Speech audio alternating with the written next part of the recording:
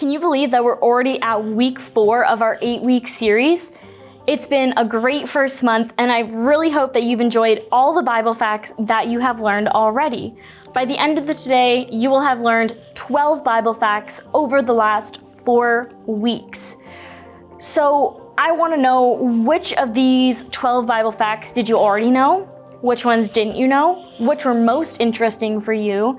And which ones were kind of cool or kind of strange? Talk about within your group which ones you enjoyed the most.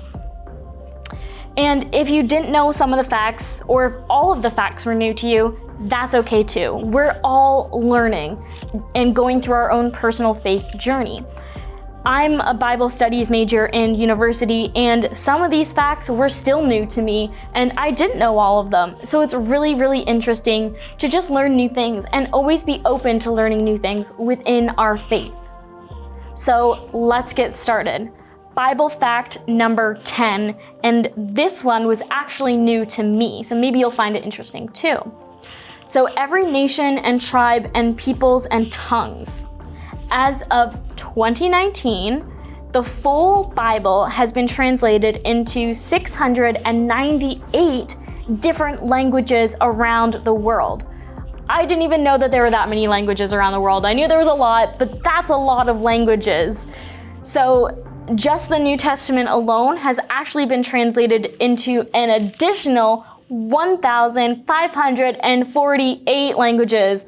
Again, I didn't know there were that many languages in the world, but I'm super excited that the gospel is being translated so that so many different people have the opportunity to read it and learn about God in whatever language they speak. And there's no language barriers anymore, which, if you know a little bit about church history, you know that the Bible only used to be available in either Greek or Latin or the original Hebrew and Arabic. So having it translated into so many languages is very interesting and shows just how far we've come since the revolution back in the medieval ages.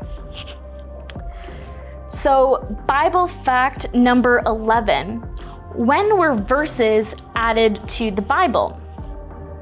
So chapters and verses are a newer part and concept to the Bible. They were added to the Bible simply for convenience, for people to be able to reference them and maybe have an easier time reading through the scriptures. Our modern Old Testament verses were done by a man of the name of the Ben Asher family around 900 AD. So 900 years after Jesus' death is when those verses got added into the Old Testament. In our modern version of the New Testament, the verses were created by a man of Robert Stephanus, and I may be saying that name wrong, but that's okay. He divided the text into Greek text verses and other language text verses. So the Greek text translated into 1,551 different verses. Bible fact number 12. This is the shortest fact, but it actually is about the longest chapter in the Bible.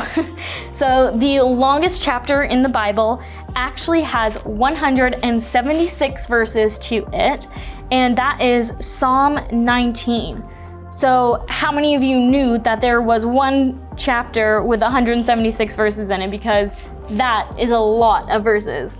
But I encourage you to go and maybe read through some of these verses that we've talked about through our scriptures today, and now you have a fun fact about where the Bible verses came from and how they got introduced to the Bible.